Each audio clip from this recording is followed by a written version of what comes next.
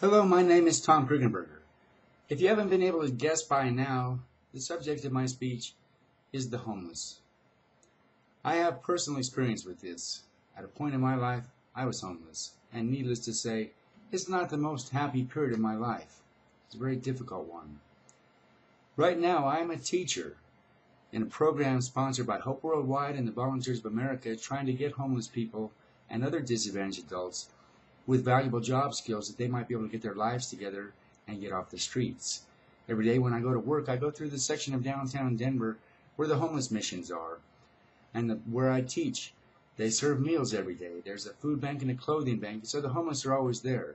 I have homeless as my students. I have many of them as my friends. It is a very near and dear subject to me. I hope everybody can understand a little bit more about how deep this subject is by the end of my speech. Let's first take a look. Who are the homeless? The homeless include women. According to a 2004 U.S. Conference of Mayors study, single women make up 14% of the homeless population. Single men, 41%. Families with children, a full 40% of the homeless population, and unbelievably, 5% of the homeless population is comprised of minors, unaccompanied minors. There are also the disabled and the veterans. There are so many homeless veterans, it's a national disgrace, especially the disabled veterans. Well, now that we have some idea who the homeless are, basically all of us, where do they live? According to Webster's dictionary, homeless means not having a home, not having a place of permanent residence.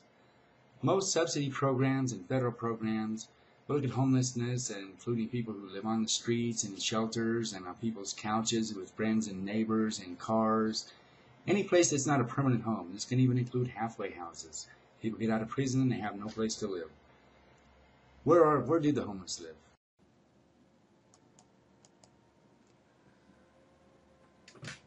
The lucky homeless have tents. Sometimes you might be going down the bike path and see little camps that they have.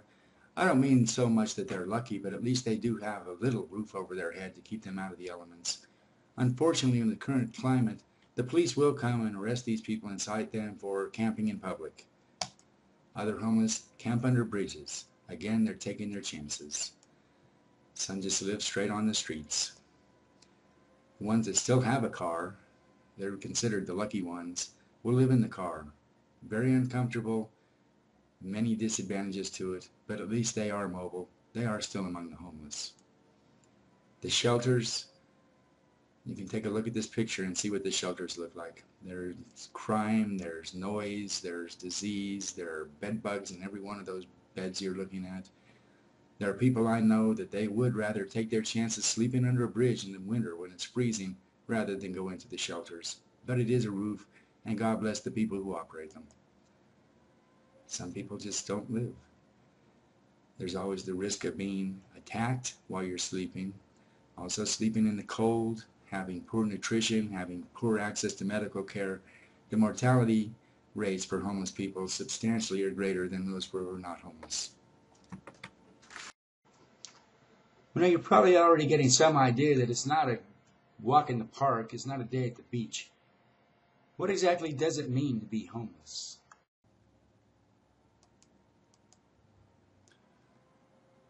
When you're homeless, it's hard to describe how bad it is. You know that you're not safe. You have to sleep sometime, and where you're sleeping, you're unguarded. There's homeless people that they will try and band together, but you're never even quite sure then who it is you're banding with. You know that you're always going to be losing your things. There are always people stealing your things.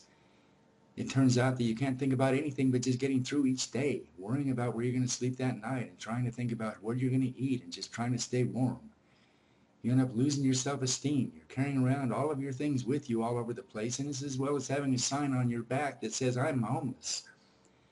You're scared about being hassled by the police, about being robbed, about getting sick. You finally end up angry. at what happened to this, and you're angry. You see people who are not going through this, and you see people spending money indiscriminately in the stores, and you're thinking, I would just like to have money for a cup of coffee. And you get angry, and you finally get to the point where you begin to lose hope. You don't see yourself ever escaping this. Well, now that we've looked at who the homeless are, where they live, what it means to be homeless, let's ask ourselves the question, why do people become homeless? How can somebody fall into this living hell? How does that happen?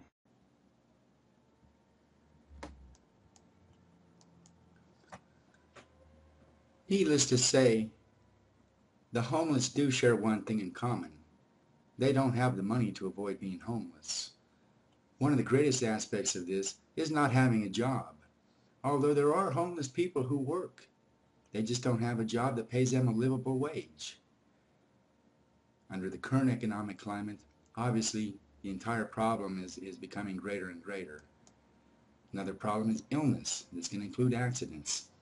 If a person goes into the hospital, the medical bills can overwhelm them and deplete their savings, and they lose their house, and next thing you know, they have nowhere to go. Foreclosure on the home. How many times has this happened in the last several years? How many people do you think are on the streets because they lost their house? It's hard to keep statistics, but we know that it's a substantial population. Something most people don't think about is how did these women get on the streets? And one of the surprising statistics is that a great number of them are homeless as a result of domestic violence. It's a terrible thing, and it's a terrible result to happen to them after they've already gone through so much. Well, now that we kind of have an idea who are the homeless and where do they live and what does it mean to be homeless and how they become homeless, you get an idea how truly awful and terrifying this is. So how do the homeless people survive? Let's take a look. The homeless survive, as you can well imagine, any way they can. If you have friends and family, you will gladly stay with them. That only goes so far. There are so many relief agencies. In fact, according to the National Survey of Homeless Assistance Providers and Clients, there are 9,000 food pantries, 5,700 emergency shelters, 4,400 transitional housing programs, 3,500 soup kitchens, 3,300 outreach programs, and 3,100 voucher assistance programs scattered across the country. And yet, that can only cover a small percent of the people in need. They have the food banks, the clothing banks. Many of the poor are reduced to begging on corners. You see them flying signs. Some of them steal, and then some people just don't survive. Well, now we've looked at the situation. Obviously, we're all aware of the homeless problem. How can you not be? And it seems like day by day it gets worse and worse. We've looked at who the homeless are. Basically, it's all of us. Homelessness doesn't discriminate by age or race or gender or any other barometer you might use to define people. We've looked at where they live. They live wherever they can. We've looked at how they survive. They survive any way they can. We've looked at how they become homeless. It can happen to anybody quicker than they think. It happened to me, and I'm by no means a slouch.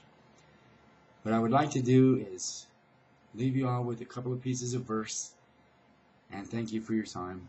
I hope that this has maybe focused your attention a little bit more and that you'll think about things that you might be able to do to help. Thank you again. God bless. In the words of John Howard Payne, "Mid pleasures and palaces though we may roam, be it ever so humble, there's no place like home." Flip the coin.